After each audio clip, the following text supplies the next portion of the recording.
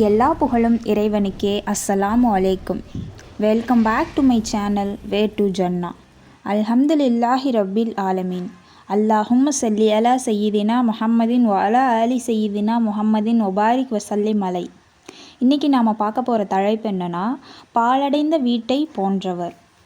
ஹஸ்ரத் இப்னு Abbas ரலியல்லாஹு அன்ஹு அவர்கள் அறிவிக்கிறார்கள், எவருடைய இதயத்தில் குர்ஆனின் எந்த பகுதியும் மனனமாக இல்லையோ அவர் பாழடைந்த வீட்டை போன்றவராவார் என ரசூலுல்லாஹி ஸல்லல்லாஹு அலைஹி வஸல்லம் அவர்கள் அருளினார்கள். இந்த ஹதீஸ் திர்மிதியில் இடம்பெற்றிருக்கு.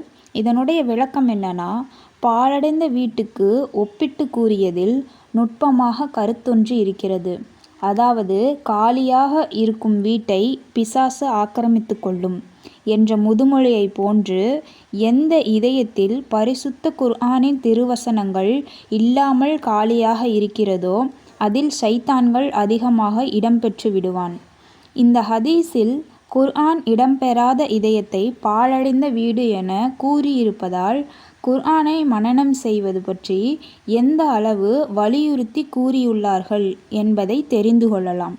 எந்த வீட்டில் குர்ஆன் ஷரீஃப் ஓதப்படுகிறதோ அங்கு குழந்தை பாக்கியம் அதிகமாகும், நன்மையும் பரக்கத்தும் பெருகும், மலக்குகள் அங்கு வருகை தருகின்றனர், ஷைத்தான்கள் அவ்விடத்தை விட்டு ஓடிவிடுகின்றன.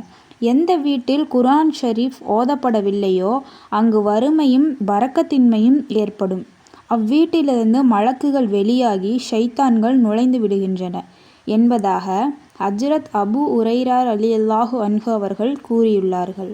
காலியான வீடு என்பது குர்ஆன் ஓதப்படாத வீடுகள்தான் என இப்னு மஸ்ஊத் ரலியல்லாஹு அன்ஹு அவர்கள் கூறியுள்ளார்கள்.